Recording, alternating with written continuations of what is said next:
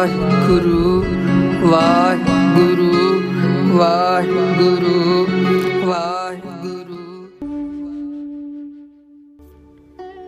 ਜਿਸ ਬਿਸਰਤ ਤਨ ਭਸਮ ਹੋਏ, कहते सब प्रेत। खिन ग्रह में बसन न देवही, जिन स्यों सोई हेत। कर अनर्थ दर्भ संचया, सो कारज केत। जैसा बीजै सो लूणै, कर्म एहो खेत। अकिरत घना हर विसरिया, जोनी परमेत। मनुख जिस तरह ਦਾ ਬੀਜ ਬੀਜਦਾ ਹੈ, ਜਿਸ ਤਰ੍ਹਾਂ ਦਾ ਕਰਮ ਕਰਦਾ ਹੈ, ਫਿਰ ਮਨੁੱਖ ਨੂੰ ਉਹ ਫਲ ਜ਼ਰੂਰ ਭੋਗਣਾ ਪੈਂਦਾ ਹੈ। ਆਪਣੇ ਹੱਥੀਂ ਉਹ ਬੀਜ ਜ਼ਰੂਰ ਵੱਢਣਾ ਪੈਂਦਾ ਹੈ। ਜਿਹਾ ਬੀਜੈ ਸੋ ਲੂਣੈ, ਕਰਮਾ ਸੰਧੜਾ ਖੇਤ। ਨਾਨਕ ਪ੍ਰਭ ਸ਼ਰਨਾਗਤੀ, ਚਰਨ ਬੋਹਿਤ ਪ੍ਰਭ ਦੇਤ। ਜੇ ਸਤਿਗੁਰੂ ਦੀ ਜਾਮਨੀ ਰੱਖੀ ਹੈ, ਗਵਾਹੀ ਰੱਖੀ ਹੈ, ਸਾਖੀ ਰੱਖੀ ਹੈ, ਫਿਰ ਸਤਿਗੁਰੂ ਨੂੰ ਹਾਜ਼ਰ ਵੀ ਸਮਝਣਾ ਚਾਹੀਦਾ ਹੈ। ਮਨੁੱਖ ਦਾ ਸੁਭਾਅ ਹੈ, ਅੱਜ ਕਿਸੇ ਤੋਂ ਮਾਇਆ ਲੈਣੀ ਹੈ, ਚਿਹਰਾ ਕੁਝ ਹੋਰ ਹੋਵੇਗਾ। ਜਦੋਂ ਮਾਇਆ ਦੇਣੀ ਹੈ, ਉਹਦਾ ਚਿਹਰਾ ਤੇ ਬੋਲਾਂ ਵਿੱਚ ਫਰਕ ਪੈ ਜਾਵੇਗਾ। ਵਾਅਦਾ ਕਰਦੇ ਨੇ ਇੱਕ ਦਿਨ ਦਾ ਕਿ ਸਤਿਗੁਰੂ ਵਿੱਚ ਜਾਮਨ ਹੈ, ਸਤਿਗੁਰੂ ਵਿੱਚ ਗਵਾਹੀ ਹੈ ਕਿ ਜਿੰਨੀ ਮਾਇਆ ਲਈ ਹੈ, 2 ਦਿਨ ਵਾਸਤੇ, 5 ਮਹੀਨੇ, 1 ਸਾਲ ਵਾਸਤੇ ਉਧਾਰ ਹੈ, ਪਰ ਇਹਦੇ ਵਿੱਚ ਜਾਮਨ ਸਾਡਾ ਸਤਿਗੁਰੂ ਰਹੇਗਾ। ਧੰਨ ਗੁਰੂ ਗ੍ਰੰਥ ਸਾਹਿਬ ਜੀ ਰਹਿਣਗੇ, ਪਰ ਉਹ ਜਾਮਨੀ ਲੋਕ ਵਿਸਾਰ ਦਿੰਦੇ ਨੇ। ਉਸੇ ਮਨੁੱਖ ਤੋਂ ਮਾਇਆ ਮੰਗੋ, ਉਹ ਤੁਹਾਨੂੰ ਕਬੂਲ ਬੋਲੇਗਾ, ਪਰ ਇਹ ਨਹੀਂ ਸੋਚੇਗਾ ਕਿ ਉਸ ਦੀ ਦਿੱਤੀ ਹੋਈ ਮਾਇਆ ਦੇ ਕਾਰਨ ਤੁਹਾਡੇ ਕਈ ਕਾਰਜ ਰਾਸ ਹੋ ਗਏ ਨੇ। ਦਿੱਤੀ ਹੋਈ ਮਾਇਆ ਕਿਸੇ ਦੀ ਵਿਸਾਰ ਦੇਣੀ, ਨਾ ਦੇਣੀ, ਗੱਲਾਂ ਬਣਾਉਣੀਆਂ ਤੇ ਸਰੀਰ ਛੱਡ ਜਾਣਾ, ਪਰ ਜਾਮਨ ਕੌਣ ਸੀ? ਸਤਿਗੁਰੂ ਸੀ। ਫਿਰ ਸਤਿਗੁਰੂ ਜੀ ਨੂੰ ਉਹਦੀ ਜਾਮਨੀ ਦੇ ਕੇ ਉਹਦੀ ਦਰਗਾਹ ਵਿੱਚ ਜਾਂ ਇਸ ਸੰਸਾਰ ਵਿੱਚ ਉਸ ਦੀ ਦੇਹੀ ਨੂੰ ਕਟਾਉਣਾ ਪੈਂਦਾ ਹੈ। ਧੰਨ ਧੰਨ ਸਤਿਗੁਰੂ 10ਵੇਂ ਪਾਤਸ਼ਾਹ ਮਹਾਰਾਜ ਸਾਹਿਬੇ ਕਮਾਲ, ਬਾਦਸ਼ਾਹ ਦੇ ਬਾਦਸ਼ਾਹ, ਦਰਵੇਸ਼ਾਂ ਦੇ ਦਰਵੇਸ਼, ਸੰਤ ਸਿਪਾਹੀ। ਧੰਨ ਗੁਰੂ ਗੋਬਿੰਦ ਸਿੰਘ ਸਾਹਿਬ ਮਹਾਰਾਜ ਜੀ ਆਪਣੇ ਸਿੰਘਾਂ ਸਮੇਤ ਜੰਗ ਯੁੱਧ ਕਰਦੇ ਹੋਏ ਸਤਿਗੁਰੂ ਜੀ ਮਾਲਵੇ ਦੀ ਧਰਤੀ ਤੇ ਪਹੁੰਚ ਜਾਂਦੇ ਨੇ। ਸਤਿਗੁਰੂ ਜੀ ਫਿਰੋਜ਼ਪੁਰ ਦੇ ਪਿੰਡ ਬਜੀਦਪੁਰ ਵਿੱਚ ਆਪਣਾ ਇੱਕ ਆਸਣ ਜਾ ਕੇ ਲਾਉਂਦੇ ਨੇ। ਇਸ ਬਜੀਦਪੁਰ ਦਾ ਭਾਗ ਜਾਗ ਪਿਆ, ਪਰ ਸਤਿਗੁਰੂ ਸੱਚੇ ਪਾਤਸ਼ਾਹ ਨੇ ਇੱਥੇ ਦਿੱਤੀ ਹੋਈ ਜਾਮਨੀ ਦਾ ਫਾਹਾ ਕਿਸੇ ਦਾ ਕੱਟਣਾ ਸੀ। ਮਹਾਰਾਜ ਜੀ ਨੇ ਆਪਣਾ ਨੀਲਾ ਘੋੜਾ ਜੰਡ ਨਾਲ ਬੰਨਿਆ। ਸਤਿਗੁਰੂ ਜੀ ਬੈਠ ਗਏ, ਆਪਣੇ ਘੋੜੇ ਨੂੰ ਇਸ਼ਾਰਾ ਕੀਤਾ। ਇਸ ਘੋੜੇ ਨੇ ਪੈਰ ਮਾਰਿਆ ਤੇ ਸੀਤਲ ਜਲ ਦਾ ਫੁਹਾਰਾ ਨਿਕਲ ਗਿਆ। ਸਤਿਗੁਰੂ ਜੀ ਆਖਣ ਲੱਗੇ, ਕੋਈ ਕਿਸੇ ਪ੍ਰਕਾਰ ਦਾ ਰੋਗੀ ਆਵੇ, ਸਰੀਰ ਤੇ ਰੋਗ ਦਾ ਡੇਰਾ ਹੋਵੇ, ਜਿਹੜਾ ਇਸ਼ਨਾਨ ਕਰੇਗਾ, ਬਾਣੀ ਪੜ੍ਹੇਗਾ, ਨਿਤਨੇਮ ਮਨ ਅਨੁਸਾਰ ਕਰੇਗਾ, ਉਹਦਾ ਦੁੱਖ ਰੋਗ ਕੱਟਿਆ ਜਾਏਗਾ। ਸਤਿਗੁਰੂ ਜੀ ਦੇ ਨੀਲੇ ਘੋੜੇ ਦਾ ਪੈਰ ਵੱਜਣ ਨਾਲ ਸੀਤਲ ਜਲ ਦਾ ਫੁਹਾਰਾ ਨਿਕਲ ਆਇਆ। ਤਾਂ ਇੱਕ ਤਿੱਤਰ ਉੱਡ ਰਿਹਾ ਸੀ। ਮਹਾਰਾਜ ਜੀ ਨੇ ਆਪਣੇ ਬਾਜ ਨੂੰ ਇਸ਼ਾਰਾ ਕੀਤਾ, ਉਸ ਬਾਜ ਨੇ ਉਸ ਤਿੱਤਰ ਨੂੰ ਪਕੜ ਲਿਆ। ਆਪਣੇ ਚੁੰਝ ਦੇ ਨਾਲ ਉਹਨੂੰ ਨੌਂਦਰ ਕੇ ਰੱਖ ਦਿੱਤਾ। ਉਹਦਾ ਇੱਕ ਇੱਕ ਖੰਭ ਉਖੇੜ ਕੇ ਰੱਖ ਦਿੱਤਾ। ਉਸ ਤਿੱਤਰ ਨੂੰ ਮਾਰ ਕੇ ਧਰਤੀ ਤੇ ਸੁੱਟ ਦਿੱਤਾ। ਸੰਗਤਾਂ ਬੜੀਆਂ ਹੈਰਾਨ ਹੋਈਆਂ, ਸਿੰਘ ਬੜੇ ਹੈਰਾਨ ਹੋਏ। ਮਹਾਰਾਜ ਜੀ, ਆਪ ਜੀ ਦਾ ਇਹ ਕੀ ਚੋਜ ਹੈ? ਸਾਨੂੰ ਕੋਈ ਸਮਝ ਨਹੀਂ ਆਈ। ਤੁਸੀਂ ਬਾਜ ਨੂੰ ਇਸ਼ਾਰਾ ਕੀਤਾ ਤੇ ਬਾਜ ਨੇ ਇਸ ਤਿੱਤਰ ਨੂੰ ਮਾਰ ਕੇ ਰੱਖ ਦਿੱਤਾ ਹੈ।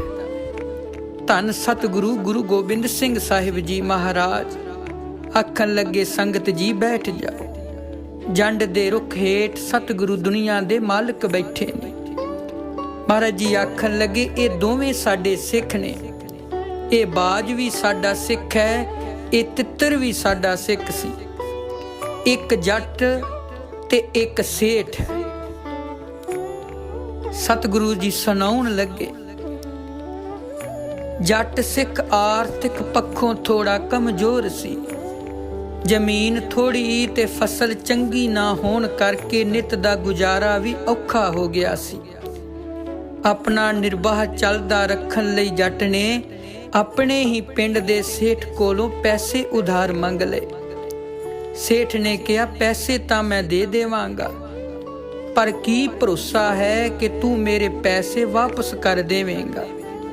ਕਿਸੇ ਬੰਦੇ ਨੂੰ ਦੀ ਜਾਮਣੀ ਪਵਾ ਦੇ, ਇਹ ਜ਼ਿੰਮੇਵਾਰੀ ਲਵੇ ਕਿ ਤੂੰ ਮੇਰੇ ਪੈਸੇ ਵਾਪਸ ਕਰ ਦੇਵੇਂਗਾ, ਜਿਸ ਨਾਲ ਮੈਨੂੰ ਵੀ ਭਰੋਸਾ ਹੋਵੇਗਾ ਕਿ ਫਲਾਣਾ ਬੰਦਾ ਜਾਮਣ ਹੈ, ਉਹ ਆਪੇ ਪੈਸੇ ਦਵਾਏਗਾ। ਅੱਜ ਵੀ ਬੈਂਕ ਤੋਂ ਲੋਨ ਲੈਣਾ ਜਾਂ ਕਿਸੇ ਤੋਂ ਮਾਇਆ ਲੈਣੀ ਗਵਾਹੀ ਪਾਉਣੀ ਪੈਂਦੀ ਹੈ, ਜਾਮਣੀ ਦੇਣੀ ਪੈਂਦੀ ਹੈ। ਇਹ ਸੁਣ ਜੱਟ ਸੋਚਾਂ ਵਿੱਚ ਪੈ ਗਿਆ ਕਿ ਹੁਣ ਕਿਸ ਨੂੰ ਜਾਮਨ ਬਣਾਵਾਂ। ਕਾਫੀ ਸਮਾਂ ਸੋਚ ਕੇ ਜੱਟ ਨੇ ਕਹਿ ਦਿੱਤਾ ਕਿ ਤੇਰੇ ਤੇ ਮੇਰੇ ਹਿਸਾਬ ਕਿਤਾਬ ਦਾ ਜਾਮਨ ਗੁਰੂ ਹੋਵੇਗਾ। ਮੈਂ ਗੁਰੂ ਸਾਹਿਬ ਦੀ ਜਾਮਨੀ ਦਿੰਦਾ ਹਾਂ, ਆਪਣੇ 10ਵੇਂ ਪਾਤਸ਼ਾਹ ਗੁਰੂ ਗੋਬਿੰਦ ਸਿੰਘ ਸਾਹਿਬ ਮਹਾਰਾਜ ਜੀ ਦੀ।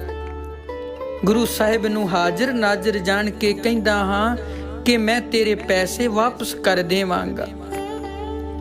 ਅੱਗੋਂ ਸੇਠ ਵੀ ਗੁਰੂ ਘਰ ਦਾ ਸ਼ਰਧਾਲੂ ਸੀ। ਇਹ ਸੁਣ ਕੇ ਉਸਨੇ ਵੀ ਹਾਂ ਕਰ ਦਿੱਤੀ ਕਿ ਚੱਲ ਠੀਕ ਹੈ, ਜੇ ਤੂੰ ਗੁਰੂ ਸਾਹਿਬ ਦੀ ਜਾਮਣੀ ਦਿੰਦਾ ਹੈ ਤਾਂ ਮੈਂ ਤੈਨੂੰ ਪੈਸੇ ਦੇ ਦਿੰਦਾ ਹਾਂ। ਇਸ ਤਰ੍ਹਾਂ ਗੁਰੂ ਸਾਹਿਬ ਜੀ ਨੂੰ ਜਾਮਨ ਪਾ ਕੇ ਦੋਨਾਂ ਨੇ ਲੈਣ ਦੇਣ ਦਾ ਹਿਸਾਬ ਕਰ ਲਿਆ। ਪਰ ਕੀ ਹੋਇਆ ਕਿ ਜੱਟ ਪੈਸੇ ਦੇਣ ਤੋਂ ਮੁੱਕਰ ਗਿਆ। ਉਸ ਨੇ ਸੇਠ ਦੇ ਪੈਸੇ ਵਾਪਸ ਨਾ ਕੀਤੇ, ਇਕਰਾਰ ਤੋਂ ਮੁੱਕਰ ਗਿਆ। ਕਈ ਵਾਰ ਸੇਠ ਨੇ ਪੈਸੇ ਮੰਗਣੇ ਤੇ ਉਸ ਜੱਟ ਨੇ ਪੈਸੇ ਨਾ ਦੇਣੇ।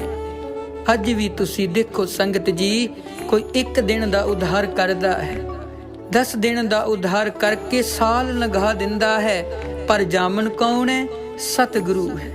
ਅਸੀਂ ਜਾਮਨ ਸਤਿਗੁਰੂ ਨੂੰ ਰੱਖ ਲੈਨੇ ਆ ਕਿ ਮੈਂ ਗੁਰੂ ਗ੍ਰੰਥ ਸਾਹਿਬ ਜੀ ਨੂੰ ਮੰਨ ਕੇ ਗੱਲ ਆਖਦਾ, ਮੈਂ ਤੇਰੇ ਪੈਸੇ ਮਹੀਨੇ 'ਚ ਵਾਪਸ ਕਰ ਦੇਵਾਂਗਾ। 2 ਸਾਲ ਲੰਘ ਜਾਂਦੇ ਨੇ, 4 ਸਾਲ ਲੰਘ ਜਾਂਦੇ ਨੇ, ਅਸੀਂ ਪੈਸੇ ਦੇਣ ਦੀ ਬਜਾਏ ਉਸ ਨੂੰ ਬੋਲ ਕਬੋਲ ਬੋਲਣਾ ਸ਼ੁਰੂ ਕਰ ਦਿੰਨੇ ਆ। ਉਸ ਨੂੰ ਕਵਾਉਂਦੇ ਨਹੀਂ, ਕਾਰਨ ਕਿ ਇਹਨੇ ਮੇਰੇ ਤੋਂ ਪੈਸੇ ਕਿਉਂ ਮੰਗੇ ਨੇ। ਉਸ ਸੇਠ ਦੇ ਪੈਸੇ ਵਾਪਸ ਨਾ ਕੀਤੇ, ਇਕਰਾਰ ਤੋਂ ਮੁੱਕਰ ਗਿਆ। ਸੇਠ ਨੇ ਵੀ ਗੁਰੂ ਸਾਹਿਬ ਨੂੰ ਜਾਮਨ ਜਾਣ ਕੇ ਚੁੱਪ ਵੱਟ ਲਈ। ਸੋਚਿਆ ਕੋਈ ਗੱਲ ਨਹੀਂ, ਮੇਰਾ ਗੁਰੂ ਜਾਮਨ ਹੈ। ਮਨ ਹੀ ਮਨ ਅਰਦਾਸ ਕੀਤੀ, ਗੁਰੂ ਸਾਹਿਬ ਜੀ ਮੈਂ ਤਾਂ ਤੁਹਾਡੇ ਭਰੋਸੇ ਤੇ ਤੁਹਾਡੀ ਗਵਾਹੀ ਤੇ ਇਸ ਨੂੰ ਪੈਸੇ ਦਿੱਤੇ ਸੀ, ਹੁਣ ਤੁਸੀਂ ਆਪ ਹੀ ਜਾਣਨਹਾਰ ਹੋ। ਇਸ ਤਰ੍ਹਾਂ ਸੇਠ ਨੇ ਤਾਂ ਸ਼ੁਕਰ ਕਰ ਲਿਆ, ਪਰ ਜੱਟ ਆਪਣੇ ਆਪ ਨੂੰ ਬੜਾ ਚੁਸਤ ਚਲਾਕ ਸਮਝਣ ਲੱਗ ਗਿਆ ਕਿ ਮੈਂ ਬੜੀ ਹੁਸ਼ਿਆਰੀ ਵਰਤੀ ਹੈ ਤੇ ਸੇਠ ਨੂੰ ਮੂਰਖ ਬਣਾ ਦਿੱਤਾ ਹੈ। ਪੈਸੇ ਮੰਗਦਾ ਸੀ, ਪੈਸੇ ਨਹੀਂ ਦਿੱਤੇ ਨੇ, ਮੈਂ ਪੈਸਿਆਂ ਨਾਲ ਆਪਣਾ ਕਾਰਜ ਵੀ ਕਰ ਲਿਆ ਹੈ। ਕਿਸੇ ਨੂੰ ਮੂਰਖ ਬਣਾ ਲੈਣਾ ਬੜਾ ਸੌਖਾ ਲੱਗਦਾ ਹੈ, ਪਰ ਜਿਸ ਦਿਨ ਬੰਦਾ ਆਪ ਮੂਰਖ ਬਣਦਾ ਪਤਾ ਫਿਰ ਲੱਗਦਾ ਹੈ। ਸਮਾਂ ਪਿਆ, ਜੱਟ ਅਤੇ ਸੇਠ ਦੋਨੋਂ ਸਰੀਰ ਸਮੇਂ ਅਨੁਸਾਰ ਸਰੀਰ ਛੱਡ ਗਏ। ਸੇਠ ਤਾਂ ਅਗਲੇ ਜਨਮ ਵਿੱਚ ਬਾਜ ਬਣ ਕੇ ਸਾਡੇ ਕੋਲ ਬੈਠ ਗਿਆ। ਆ ਜੋ ਬਾਜ ਸਾਡੇ ਕੋਲ ਹੈ ਇਹ ਹੋਰ ਕੋਈ ਨਹੀਂ, ਇਹ ਉਹੋ ਹੀ ਸੇਠ ਹੈ। ਪਰ ਜੱਟ ਅਗਲੇ ਜਨਮ ਵਿੱਚ ਤਿੱਤਰ ਬਣਿਆ। ਸਤਿਗੁਰੂ ਜੀ ਆਖਣ ਲੱਗੇ ਅਸੀਂ ਇਸ ਬਾਜ ਦਾ ਕਰਜ਼ਾ ਇਹਦੇ ਤੋਂ ਦਿਵਾਉਣਾ ਹੈ। ਤੇ ਜਦੋਂ ਸਤਿਗੁਰੂ ਜੀ ਆਖਣ ਲੱਗੇ ਭਾਈ ਅਸੀਂ ਇਸ ਧਰਤੀ ਤੇ ਆਏ ਤੇ ਅਸੀਂ ਆਪਣੇ ਬਾਜ ਨੂੰ ਦੇਖਿਆ ਕਿ ਇਹਦਾ ਲੈਣ ਦੇਣ ਹੈ ਇਸ ਤਿੱਤਰ ਦੇ ਨਾਲ। ਇਹ ਤਿੱਤਰ ਹੋਰ ਕੋਈ ਨਹੀਂ, ਇਹ ਤਿੱਤਰ ਉਹੀ ਜੱਟ ਹੈ ਜਿਸ ਨੇ ਸਾਡੇ ਇਸ ਸੇਠ ਦੇ ਪੈਸੇ ਖਾਦੇ ਸੀ ਤੇ ਜਾਮਨ ਸਾਨੂੰ ਵਿੱਚ ਰੱਖਿਆ ਹੋਇਆ ਸੀ, ਪਰ ਇਹਦੀ ਜਾਮਣੀ ਤੜਵਾਉਣੀ ਸੀ। ਗੁਰੂ ਸਾਹਿਬ ਜੀ ਨੇ ਬਾਜ ਕੋਲੋਂ ਤਿੱਤਰ ਤੁੜਵਾਇਆ। ਸਤਿਗੁਰੂ ਸੱਚੇ ਪਾਤਸ਼ਾਹ ਜੀ ਨੇ ਉਸ ਬਾਜ ਦਾ ਤੇ ਉਸ ਤਿੱਤਰ ਦਾ ਹਿਸਾਬ ਪੂਰਾ ਕਰ ਦਿੱਤਾ। ਜੇ ਸਤਿਗੁਰੂ ਜੀ ਨੂੰ ਜਾਮਨ ਰੱਖਿਆ ਹੈ ਤੇ ਫਿਰ ਸਤਿਗੁਰੂ ਜੀ ਨੂੰ ਹਾਜ਼ਰ ਨਾਜ਼ਰ ਸਮਝਣਾ ਵੀ ਹੈ, ਕਿਉਂਕਿ ਸਤਿਗੁਰੂ ਜੀ ਆਪ ਨੇ ਵਣਜ ਕਰੋ ਵਣਜਾਰਿਓ, ਵੱਖਰ ਲਿਹੋ ਸਮਾਲ, ਤੈਸੀ ਵਸਤ ਵਸਾਈ ਹੈ ਜੈਸੀ ਨਿਭੈ ਨਾਲ। ਅੱਗੇ ਸਾਓ ਸੁਜਾਨ ਹੈ ਜੈਸੀ ਵਸਤ ਸਮਾਲ, ਭਾਈ ਰੇ ਰਾਮ ਕਰੋ ਚਿਤ ਲਾਏ, ਹਰ ਜਸ ਵੱਖਰ ਲੈ ਚਲੋ, ਸੋ ਦੇਖੈ ਪਤੀ ਆਏ। ਅਕਿਰਤ ਕਹਾਣੀ ਬਣਨਾ ਹੈ। ਜਦੋਂ ਸਤਿਗੁਰੂ ਜੀ ਨੇ ਇਹ ਸਾਖੀ ਸੁਣਾਈ ਸੰਗਤ ਨੂੰ, ਸਾਰੀਆਂ ਸੰਗਤਾਂ ਸਤਨਾਮ ਸ੍ਰੀ ਵਾਹਿਗੁਰੂ ਦਾ ਜਾਪ ਕਰਨ ਲੱਗ ਪਈਆਂ। ਸਿੱਖ ਆਖਣ ਲੱਗੇ, ਮਹਾਰਾਜ ਜੀ ਕਿ ਇਹ ਲੇਖਾ ਦੇਣਾ ਪੈਂਦਾ ਹੈ। ਸਤਿਗੁਰੂ ਜੀ ਆਖਣ ਲੱਗੇ, ਹਾਂ ਭਾਈ, ਜੇ ਅਸੀਂ ਪਿਛਲੇ ਕਰਮ ਵਿੱਚ ਕੋਈ ਗੁਣ ਵੀ ਕੀਤੇ ਨੇ ਪਰ ਔਗਣ ਜ਼ਿਆਦਾ ਕਰ ਲਏ ਨੇ, ਉਸ ਗੁਣ ਵੀ ਹੁਕਮ ਅੰਦਰ ਗਲ ਜਾਂਦੇ ਨੇ। ਹਰ ਬਿਸਰਤ ਤੇਰੇ ਗੁਣ ਗਲਿਆ, ਸਾਨੂੰ ਇਹ ਫਲ ਭੋਗਣਾ ਪੈਂਦਾ ਹੈ। ਇਸ ਕਰਕੇ ਕਰਮ ਬੀਜ ਉਹ ਬੀਜੋ ਜਿਸ ਬੀਜ ਨੂੰ ਆਪਣੇ ਹੱਥੀ ਵੱਢਣਾ ਪਏਗਾ। ਇਹ ਨਾ ਹੋਵੇ ਲੋੜੈ ਦਾਖ ਬਿਜੋਰੀਆਂ, ਕਿੱਕਰ ਬੀਜੈ ਜੱਟ, ਹੰਡੇ ਉਨ ਕਤਾਈਂ ਦਾ ਪੈਂਦੇ ਲੋੜੈ ਪੱਟ। ਕਿ ਬੀਜੀਏ ਅਸੀਂ ਕਿੱਕਰ ਤੇ ਆਸ ਰੱਖੀਏ ਅਸੀਂ ਬਿਜੋਰ ਦੇ ਅੰਗੂਰਾਂ ਦੀ। ਬੀਜੀਏ ਅਸੀਂ ਉਨ ਤੇ ਆਸ ਰੱਖੀਏ ਅਸੀਂ ਰੇਸ਼ਮ ਦੀ, ਉਹ ਨਹੀਂ ਹੋਏਗਾ। ਜਿਸ ਤਰ੍ਹਾਂ ਦਾ ਬੀਜ ਬੀਜਾਂਗੇ ਉਹ ਸਾਨੂੰ ਵੱਢਣਾ ਪਏਗਾ। ਇਸ ਕਰਕੇ ਸਤਿਗੁਰੂ ਦੀ ਮਹਿਮਾ ਗੁਰੂ ਸਨਮੁਖ ਤੇ ਵੇਮੁਖ ਦਾ ਅੰਤ ਹੋ ਜਾਂਦਾ ਹੈ।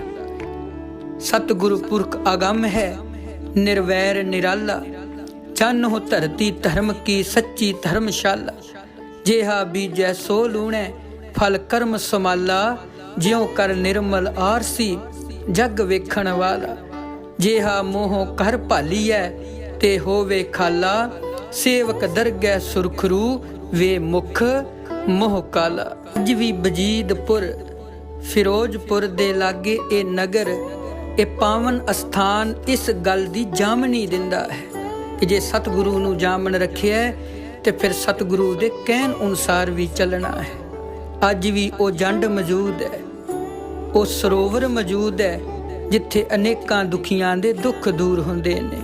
ਸਾਰੀਆਂ ਸੰਗਤਾਂ ਇੱਕ ਵਾਰੀ ਮਨ ਸਹਿਤ ਆਖੋ ਕਿ ਵਾਹਿਗੁਰੂ ਜੀ, ਜੇ ਅਸੀਂ ਕਿਸੇ ਤੋਂ ਉਧਾਰ ਮਾਇਆ ਲਈ ਹੈ, ਆਪਣੇ ਕਾਰਜ ਰਾਸ ਕਰਨ ਵਾਸਤੇ ਅਸੀਂ ਤੈਨੂੰ ਹਾਜ਼ਰ ਨਾਜ਼ਰ ਸਮਝ ਕੇ ਗੱਲ ਆਖਦੇ ਹਾਂ।